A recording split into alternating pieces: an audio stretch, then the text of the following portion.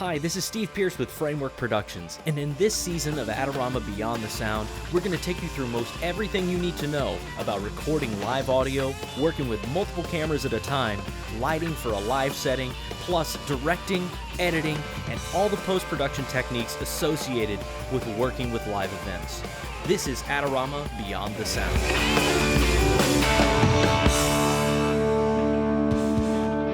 One of the cool aspects of our production is we are using tungsten lighting alongside LED lighting. So it's a little bit like old world mixed with new world. Why that's important is, for most LED lights, you can plug directly in via DMX and have control of the settings of the light remotely. For tungsten, you have to have something that can regulate the power going to the instrument from your dimmer board. In our case, we're using a 12-channel dimmer rack that we rented.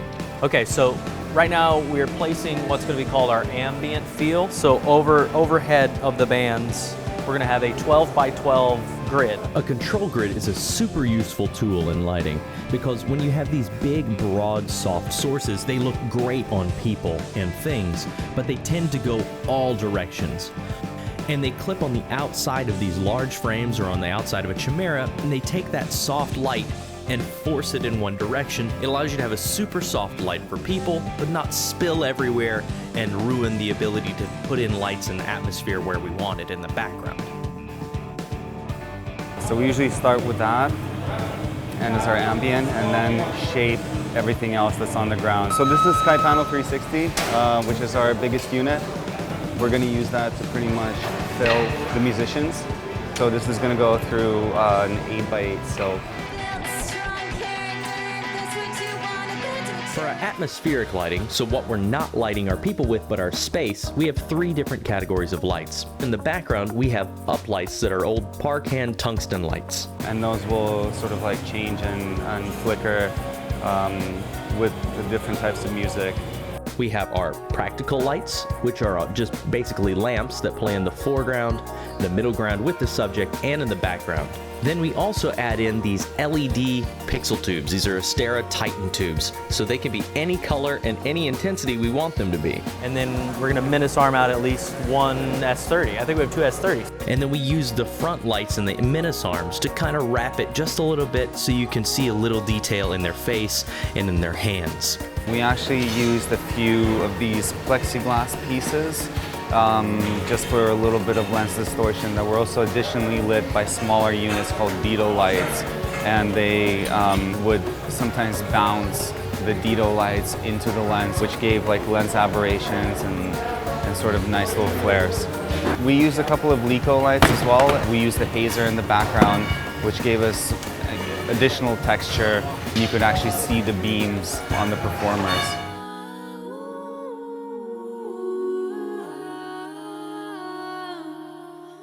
Hey there, my name's Billy Quigley. I am the best boy electric on today's set.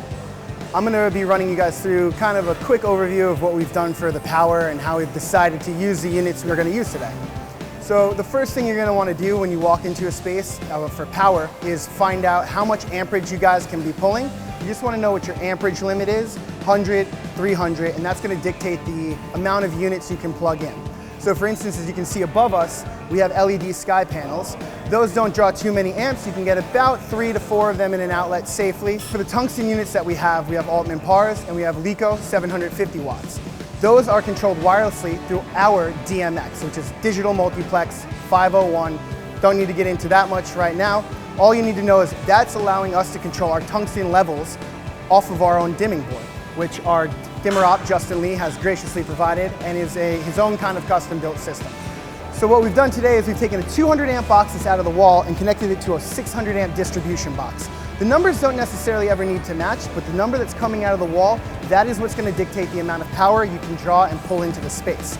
The reason we use a 600 amp box is because it has 100 amp Bates lines, which we need to power 100 amp lunch boxes around the space, giving power to camera and sound and everyone else who may need it.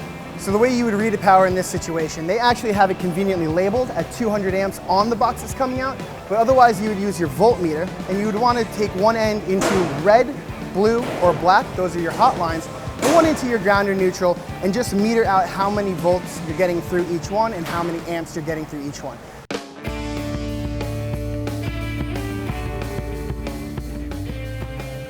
So a few sweaty hours later, we have finally finished the setup. LEDs in the sky, tungstens on the ground. We have a bunch of Astera Titan tubes on the ground that are all being controlled by an Onyx system. Onyx is a free downloadable dimming system that you can get for most, I believe, iPads and Mac OS, Microsoft OS. And we have them all wirelessly controlled, and we're able to command any lighting effect or cue that the cinematographer desires. And right now we're just setting our levels, controlling the practicals, setting cues, and just getting ready for a fun time. The lighting in this room is extremely versatile. The great thing about that versatility is we can do also many different looks very quickly. We can have a full color wash look, we can have a classic look, and we can also have an extremely contrasty look, and it takes just a few minutes to set up each of them.